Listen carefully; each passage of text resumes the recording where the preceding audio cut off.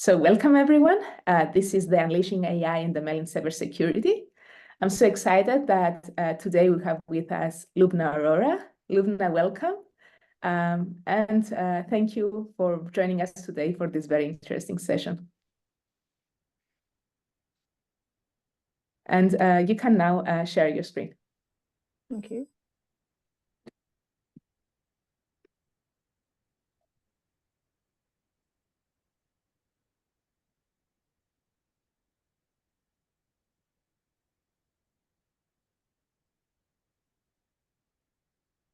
Hi, everyone. I hope everything is visible right now. Yes, it's perfect. Thank you so much, Lubna. Okay. So everyone, let's get started. So AI and ML are two new buzzwords, but are they really? I think they have been in the existence from a long time. It's just that we got to know about them, just in past 3-4 years. But yes, cyber attacks have been since the beginning of the time, like as soon as the internet got into the picture. So cyber attacks have been there. So maybe it was in different forms, like around 20 years before, like when it had just started. So we were told that don't click on any suspicious link. It will download some virus in your system, and everything used to go for a toss. Since then, the virus has evolved over its journey. So should our measures. So today we will be discovering some new features which we can use to tackle on with the cybersecurity. And please go easy on me. This is my first time. And I have taken some care that since many of us are very new to the tech world, so I am trying that I should use a language which is understood by all. And in any case, you have any queries and questions, I have even pasted my email at the end of the PPT. I would just love to hear any questions from you or any feedback. So let's get started. First is our agenda. I would be discussing some threat detections and their algorithms, some automated response mechanisms. This means that when you have identified a threat, what is the solution that you will take? So we generally go towards the automated solutions. And then how do we choose the correct algorithm? So let's discuss what is the cyber attack. If you have an intrusion, it means there's some unauthorized access within a network. And this is the phase when you actually don't know that someone has entered in your system. In the second step, when the attack is executed, you will actually feel the burnt of it, that your system would get extremely slow. Harmful things will happen to the user. There would be some data breaches and malware deployments and everything. It could also mean that suppose you are just working on your system and it becomes extremely slow. Sometimes it has been observed that in the background, all of your sensitive data is being sent over to the hacker who is at the another screen. This is actually very harmful when you are working in an environment, when you are working on a very sensitive data or you are dealing with some financial records. And then the third part comes, now that you have detected it, then how do you tackle with it? So I have this diagram also where you can see that this person is working and there's a hacker who has infected the overall system, and whosoever is connected on that server is feeling the burnt of it. So this is what we call as a cyber attack. Now let's come to the part threat detection. Threat detection means that we are observing any network system or any user activity for any kind of abnormal pattern. Abnormal pattern means, like, if you would have opened your task manager, you get to know that how much memory is being how much memory each and every process is being, it's using it. Suppose if you feel that some of the processes is taking too much energy, so much CPU overload, so that means something is wrong. Maybe someone has already logged into your system and they're uploading their files. Naturally, it will take up your resources. These are some small things which can actually help you to recognize some patterns. During the course, we'll realize there are more ways also to discuss these patterns. So these are some threat detection algorithms. I won't be covering all. I will be just covering which are used in our day-to-day life. So suppose I'll just try to explain you in an overall view. Suppose this is some behavioral analytics. Just imagine that you have a credit card system. And in this algorithm, we generally try to understand regarding the user behavior. Suppose you have a credit card system and someone has cloned it and you don't even know what's happening. But in the background, the bank is always checking. It has the record, like how you use your credit card. So suppose you are getting lots of money transactions in midnight. So it will raise a flag that, okay, something is wrong. Suppose you are living in some particular city and one night, the bank realizes that at some different location, your transactions are being triggered of a huge amount. So they will flag that behavior. Okay, this is abnormal. And probably they'll come and check with you. Okay, this is what is happening. Is your card is with you or not?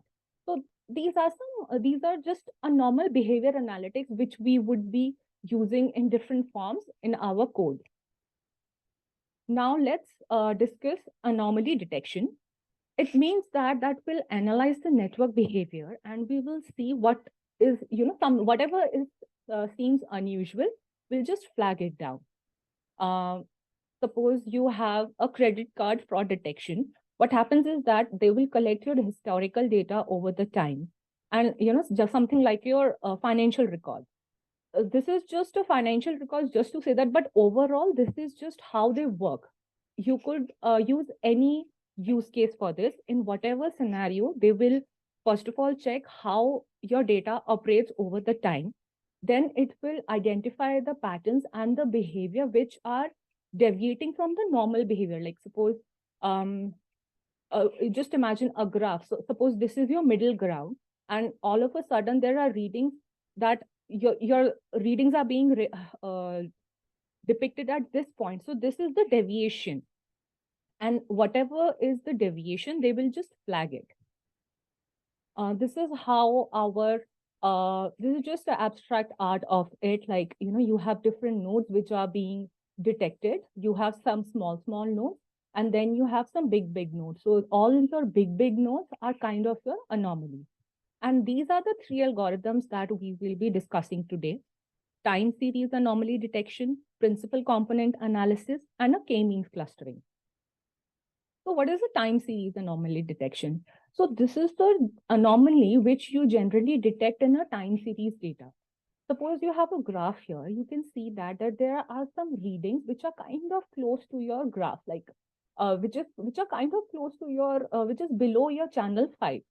And all of a sudden, at this point of time, there was a sudden spike.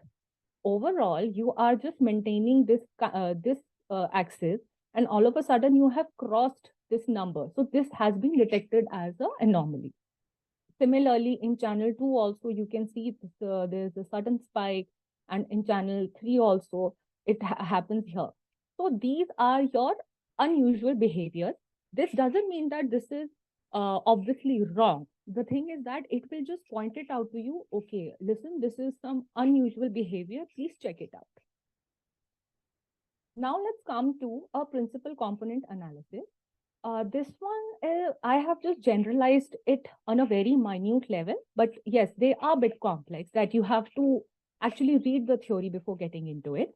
So what it does is that it will simplify some complex data by finding the most important pattern. Suppose I have a graph here. What is happening is that I am trying to segregate few age groups. Suppose I want to see that some movie XYZ, I want to know that which age group is actually watching it the most. So here what I've done is that I have kind of maintained some clusters based on some age group. And suppose this is the age group 16 to 25, which is kind of reaching the peak, and it is kind of containing most of the majority of the data. So this has kind of given me a hint that this is the age group which is actually used. So this has actually identified one pattern for me, which I can focus on. So in a similar way, when you are deploying this algorithm in your product tomorrow, so you can actually mention it that I want to see that at which duration of the time is my uploading process is taking most of the CPU overload. So you can use it in these kind of scenarios. Now let's go to another one, that is k-means clustering. So this one will kind of group similar things together. Here we have done a customer segregation. In the customer segregation, we have, kind of segregated different aspects like customer issues and satisfaction point, and what are the features that they are enjoying. And there we are kind of computing in which cluster the maximum information is, sorry. So in this one, we are just kind of segregating information on similar patterns. So next is, so there are more algorithms as well, but I have just tried to cover 3. If you find it of interest, then you can probably get into more depth. If these algorithms don't work for you, you have to see what suits your requirement. So this is just I have explained you in a particular what the algorithm means, what is the funda about, what is the principle that it works on, and then you have to see whether it is applicable to your solution or not. Now let's come to the predictive analysis. So using the historical data, AI will predict security incidents before they can occur. To give you an example, most of the times it has been observed that, especially during festival times or these kind of attacks, they just shoot up. And what happens is that basically, like, you'll get, suppose Amazon Black Day sale is happening, and you'll get one link saying that, oh my God, this iPhone will just get in $2. But you have to be very wary of that, because sometimes when you check the URL, it won't be the Amazon one, or probably in their domain name, the Amazon, there would be a spelling mistake between the Amazon name. So these are some instances that we actually come across. So let's see what is the working flow of it. What will we do that is we'll collect some data and then we'll pre-process it, something like network traffic and user behavior logs. Once we have collected those, we will apply some machine learning algorithms to train our model, and then we'll validate it. By validation, we'll actually test it in some known environments. We'll test it in the scenarios where we know that the attacks are happening, and then we'll actually test it in the scenario when no attack is happening. Then we'll get to know whether our solution works or not. And once it's done, we'll deploy it. And of course, after deploying also, it has to be the process of continuous improvement. You should keep on changing it as well. It should evolve. In this one, I have given an example of how the IT department is analyzing the network data, whether everything is on track or not. Sometimes in corporates, they get a lot of attacks, so you have to be on your toes all the time. So these are 3 algorithms in predictive analysis algorithm. Let's get into those now. First one is the time series forecasting algorithm. What happens is that we try to predict what is going to happen after a particular time period based on some previous data. The way I gave you for when the attacks increase during the festival season and the shopping seasons.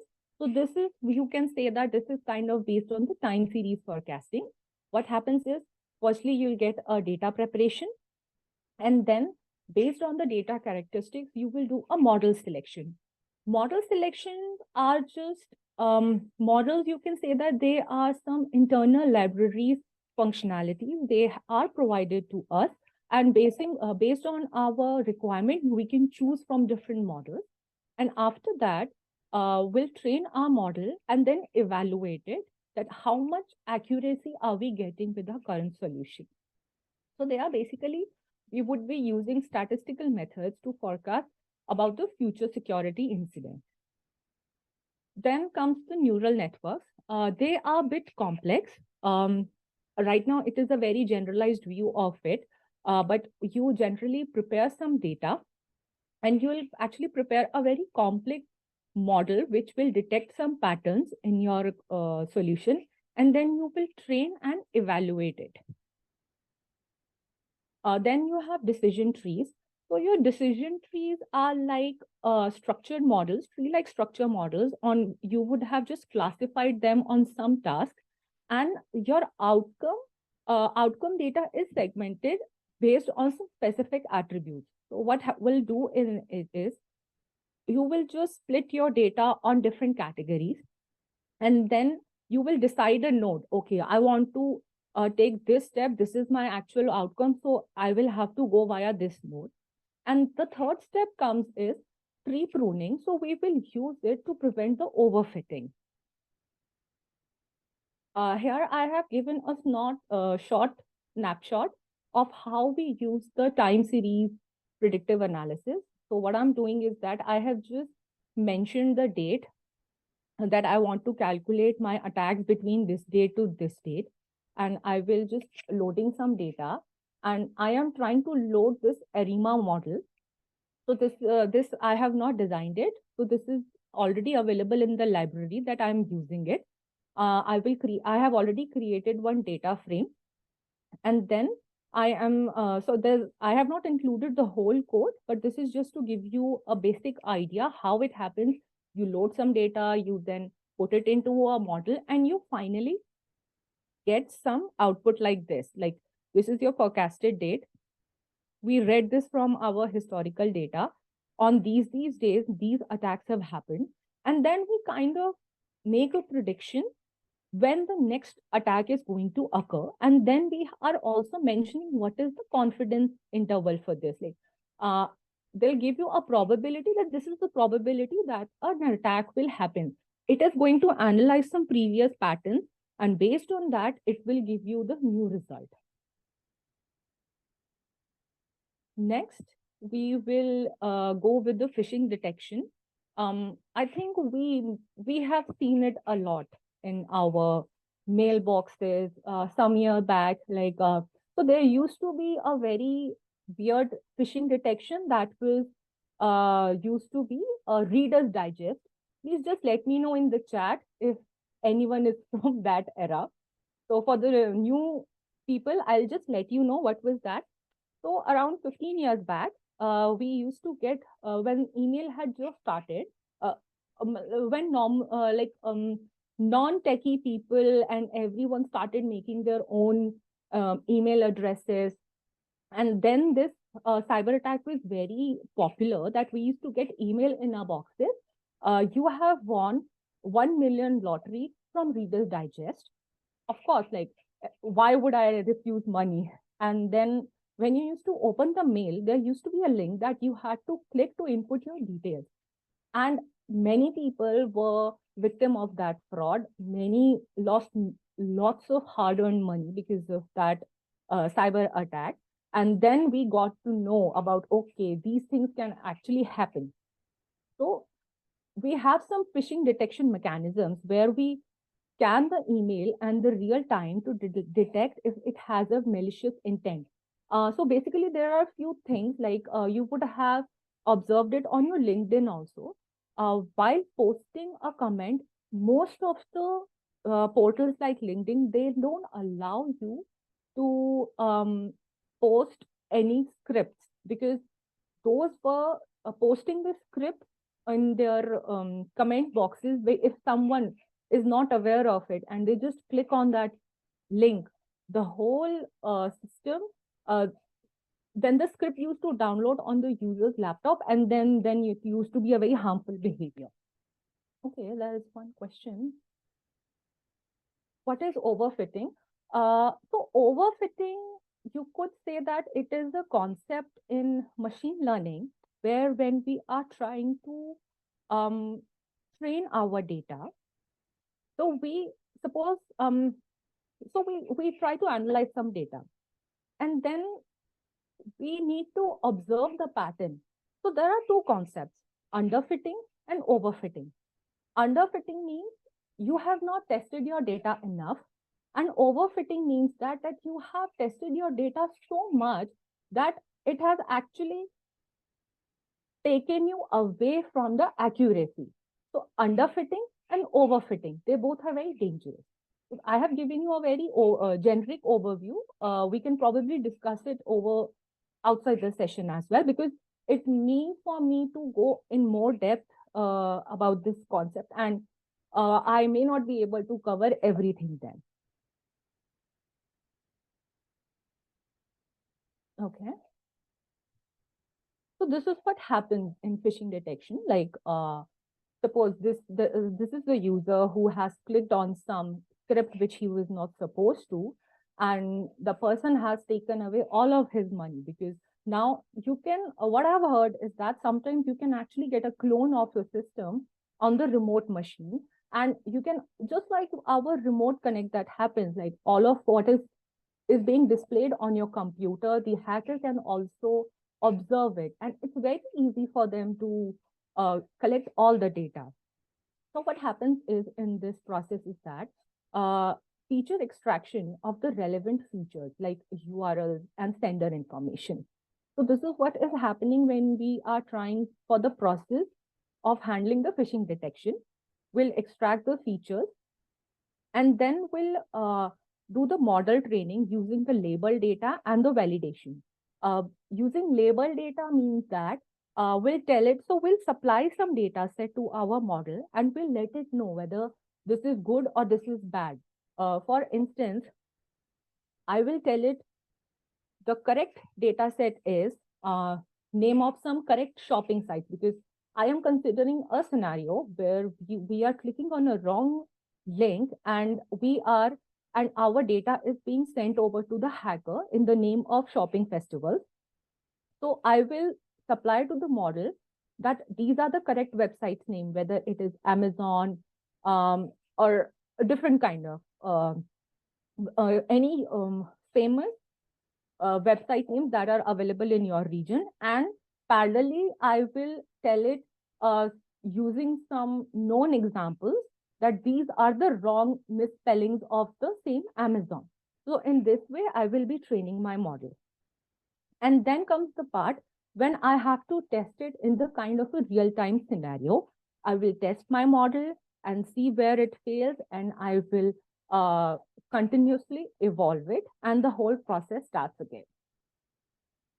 So these are some 3 examples of phishing detection algorithm. URL analysis, which we have kind of discussed. Second part is the user education, and the third is content-based filtering.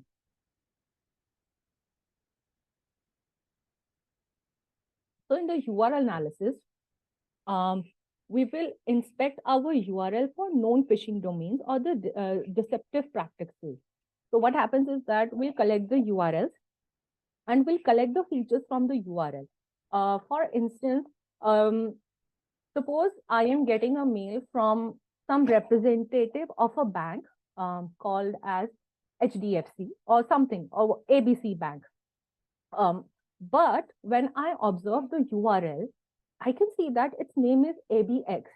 So it can be anything. Like, you need to decide which feature you need to focus on, whether it is the username or it is the domain name or whatsoever.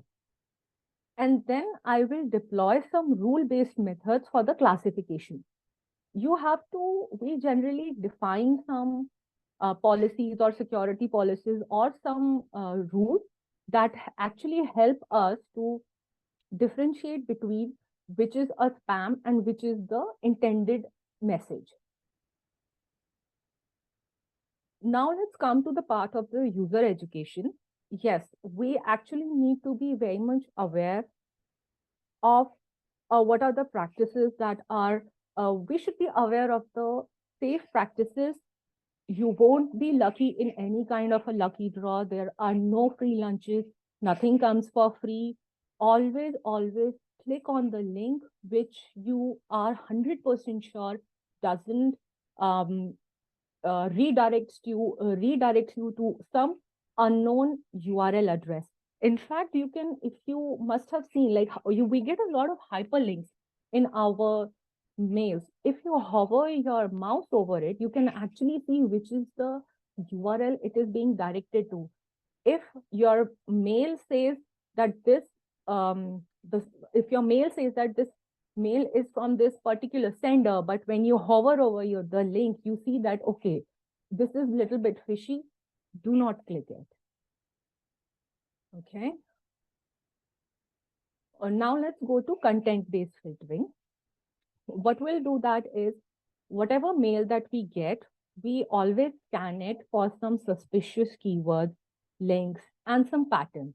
And based on those, we actually take a step whether we want to send it to the inbox or whether we want to send it to the spam. So let's see the process. So we'll do a content analysis.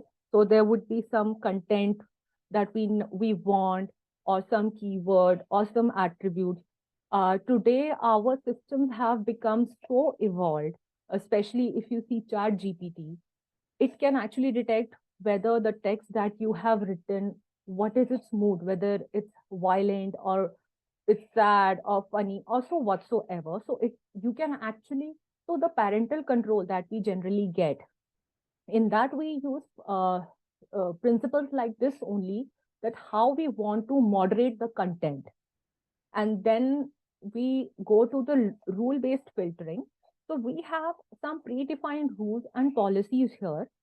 This is very much implemented in your schools, your organizations, about the data that you are receiving inside. And after that, we have threat mitigation. So once you have identified that, okay, this is the threat that I have received in my mail, like a student has no business receiving a lottery ticket. So now next time, once the user has marked it as spam, so what happens is that it will next time go to your spam, like it won't reach to your inbox also. Okay. So now we have done enough algorithms. Now, how do we respond to those threats? It is not possible that you are always sitting on your laptop and the threat is coming and you are fighting it off, just like they show in the movies. No, it doesn't happen like that. All the fighting with the virus, it happens in the background. So here in this diagram, I'll actually kind of show you what's happening. All these arrows that you see, these are the fighting attempts from our system. And all these viruses, these are the attacks that your system is getting. So this is a battle which is happening in the background. User has nothing to do with it. So user has just enabled this response mechanism, and it is happening in the background. So these are some, we'll be discussing few of these mechanisms.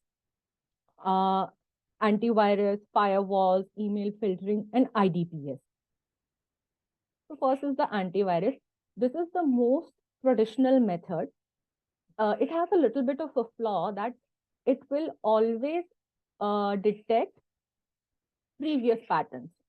So if I know that this particular piece of code means that it is a virus, only those will be able, would I be able to detect in the new mails that you are getting. As soon as the virus gets evolved, this antivirus will fail. And its working mechanism is that it will scan for a known pattern. If it finds a threat, it will remove it. Then becomes the firewalls, which all of us have in our system. So it will inspect the incoming and the outgoing messages, and it applies the predefined rules that you have applied. And once it finds a threat, it will create a barrier between the user and threats. For instance, sometimes when we are working, we have ports from which our data is going and our data is coming. If our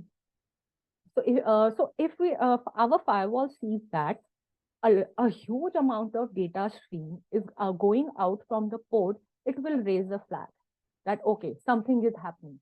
In fact, in some of the organizations or probably schools, various ports are blocked so that Sometimes you're not able to send the data from from one machine to the other, or probably you are not allowed to communicate with the outer network. You are just working on the intranet. So that all is being controlled by your firewalls. Next comes the email filtering, which we have kind of just explained in the past in the phishing detection. So again, we'll just go through it. What will happen is that we'll categorize the incoming mail, we'll detect which are the spams and what is the phishing. And once that is detected, we'll block the way for the suspicion to go to your inbox. We must be seeing that in our daily life, day to day. Then comes the part of IDPS. IDPS is intrusion, detection, and prevention system. What we'll do in this is we'll monitor the network traffic and will alert if there's any kind of unauthorized activity. And then we will just block or mitigate the threat. For instance, what happens is that you have a system and you realize that from one particular IP address, you are getting a lot of incoming hits. And how many hits, like how many incoming requests are you expected to get from an IP address? Probably a designated amount, one or two or three maybe. But all of a sudden, you are just bombarded with hundreds of incoming requests from one particular IP address. So it will just block that request so that it'll just raise a unusual pattern. So that is your IDPS. So now we'll come to the last section of our session, that how do you choose, like which threat detection algorithm that you have to choose. First of all is you should know your data. All of these algorithms, they work on a particular type of data set. Then you have to see what is the type of threat you are facing. If you have a very basic threat, and if something can work with, suppose you have a phishing detection, right? You have to differentiate between the spams and normal calls. You don't need to apply a neural network for that. It is expensive and it is wastage of your time and your resources. Then comes the scale part. You can use a basic algorithm if your scale is very small. And if your scale is very large, you may have to apply 2-3 models for a better security. Third is your expertise. This may not be the best decision to go for a very specialized model if you're very new to it. Always start from the basic work and slowly evolve your system. Then part is the testing and learning. Testing, that means model validation that we did. It is the most important part of any solution that you are giving. So whatever model that you choose, always test it and find whatever is the issue in it, and you improvise it. Okay, so here's the quiz time. How do AI make decisions? Please answer in the Q&A box. I would want to know, like, how much have I been able to help you in this?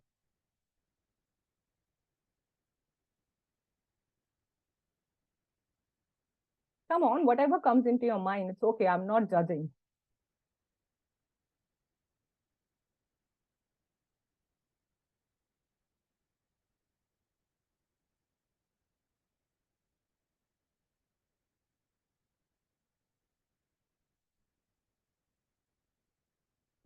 Okay, we are getting good answers.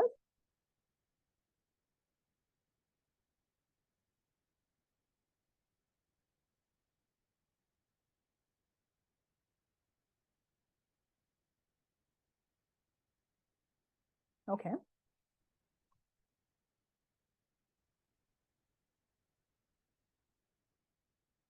So these were the options: rock, papers, and scissors, coin flip, complex statistical analysis, or maybe eeny, meeny, miny, mo.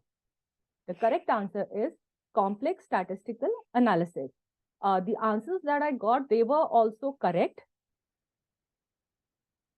Neural networks based on learned. Yes, yes. So these are a decision of lots of things. The major learning that I have observed, there is no one solution fits all. You may have to apply 2 or 3 models to see what solution works for you. Second is the testing. You need to apply a lot of testing to your code and the real-time environment. You should test, yes, of course, real-time simulation does work, but you have to test your code in the real-time environment also. Always spend a lot of time while testing your code. Okay. Okay, so that was all from my side. If you have any queries that you would like to ask me or probably get into more details around some algorithms, I can be reached at this email, lubna.arora@gmail.com. Okay, goodbye. That's all from my Thank you. side. Thank you so much, Lubna, for this very interesting session on how we can use machine learning in cybersecurity. Everyone, we're going to have time for questions, but before you leave, I have a little surprise for you. So let me share my screen. And WWCode is giving out 10 free tickets for the Epic AI Dev Summit, which is going to happen on January 30-31. So there are going to be virtual tickets, so any one of you can join. And if you would like to join the raffle and maybe have the opportunity to win one of those tickets, you can use the QR code that is presented now on the screen. I'm also going to have the link on the chat. When you enter, please select Epic AI Dev Summit and complete the form that is provided by January 24th. 12 p.m. ET. So on the 25th, we're going to have a raffle, and 10 of you will win tickets, full access tickets to the Epic AI Dev Summit. So we'll stop sharing, and I will add you also the link in the chat. Also, if you have questions, please add them in the Q&A. I think Lubna has a few more minutes for us. If there are any questions or clarifications that you need from her or any advice for your career. Let me just put you the link, everyone. So here is the link. Oh, the info the form didn't go. So copy link. So here is the form. Select Epic AI Dev Summit and complete the form by the 24th.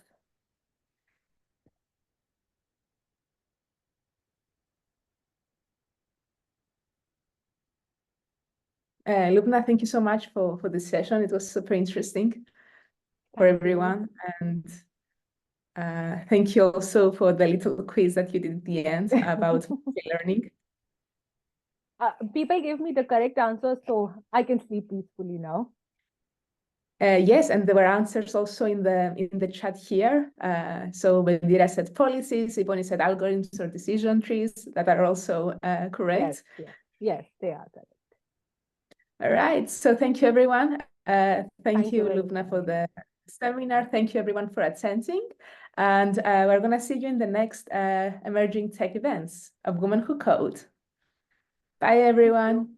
Bye, everyone. Thank you. Thank you for your patience. Bye-bye.